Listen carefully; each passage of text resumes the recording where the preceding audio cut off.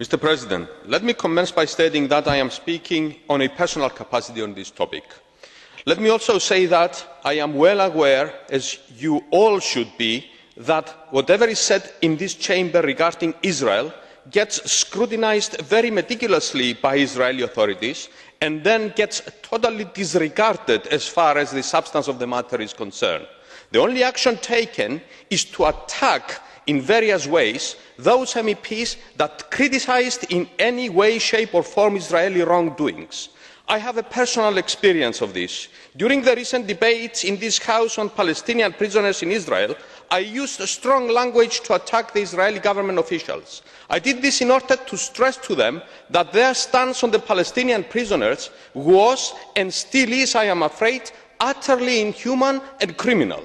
Subsequent to my speech, not only did the ambassador of Israel in Cyprus embark on a political defamation campaign against me, but more importantly, the Speaker of the Knesset, Madame Dalia Itzik, wrote an official letter of complaint against me personally to the President of the European Parliament. Mr. Pöttering replied as diplomatically as he could, and I thank him for defending the right of free speech of MEPs in debates taking place in this House. I also thank him for copying his reply to Madam Itzik to me. I have that letter here and I submit it to the Secretariat so that there is evidence that what I am saying is true. Furthermore, I have this message to Madam Itzik. In the European Parliament and in the EU in general, we have the right to express our opinions freely and democratically. Perhaps you, Madam Itzik, should do the same in your parliament and in your country also.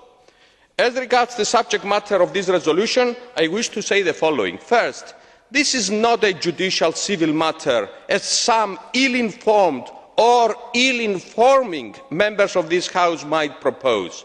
It is clearly a political matter, and it is a continuation of the policy of successive Israeli governments to kick Palestinians out of their homes and lands and to absorb by force or using legalistic tricks into the State of Israel as much of the occupied territories as possible. Secondly, the attempt made by the Israeli mission to the EU in a document sent selectively to some MEPs to argue that the property concerned belongs to Israelis for historical reasons. It is claimed in that document that two Jewish NGOs bought the land on which the buildings in the contested neighbourhood are built during the Ottoman Empire rule.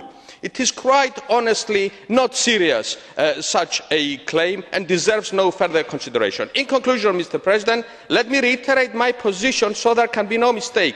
I respect the right of Jewish people to have their own state, but the Jewish governments must respect the right of the Palestinian people to have theirs. Thank you.